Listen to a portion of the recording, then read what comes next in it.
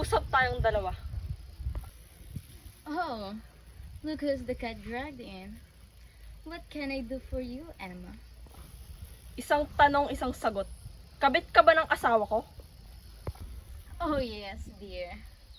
Manguhula ka na pala ngayon. I am your husband's mistress. Bakit? Masisisi mo ba ang asawa mo? Wake up, Emma. Look at you. Losyang at ang taba-taba mo pa. Alam mo, kahit sinong lalaki, iiwan ka talaga dahil dyan sa itsura mo. At anong tingin mo sa sarili mo?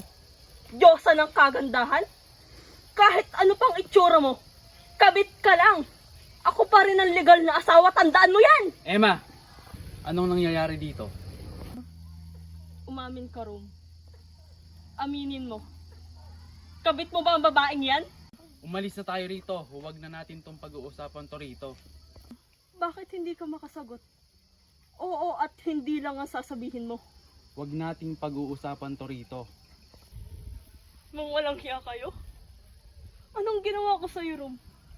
Anong ginawa ko sa'yo para gawin mo sa akin to?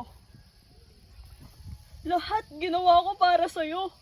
Binigyan kita ng pamilya. Naging mabuting asawa ko sa'yo. Pati pang alipusta ng nanay mo, tiniis ko. Dahil mahal kita. Paano mo ako nagawang lokohin, ha? Emma, umalis ka na. Huwag mo ipahiya si Rom. Isa ka pang traidor ka? Trinato kitang kaibigan. Pinagtanggol kita kasi akala ko nagbago ka na. Mas masahol ka pa pala ngayon.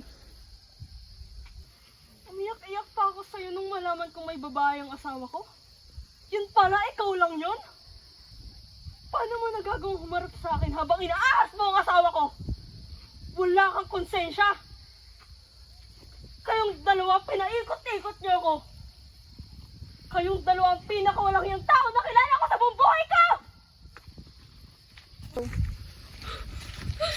Emma! Ikaw mo ko! I'm sorry, Emma. Pag-usapan natin ito. Sorry? Sorry? Bakit ka nagsasorry? Dahil niloko mo ko? O dahil nahuli na kita? Emma, kasalanan ko ito. Okay, naulit lang. Isang malaking pagkakamali. Okay, naulit lang. Gusto ko malaman ng totoo. Paano kayo nagsimula ni Georgia?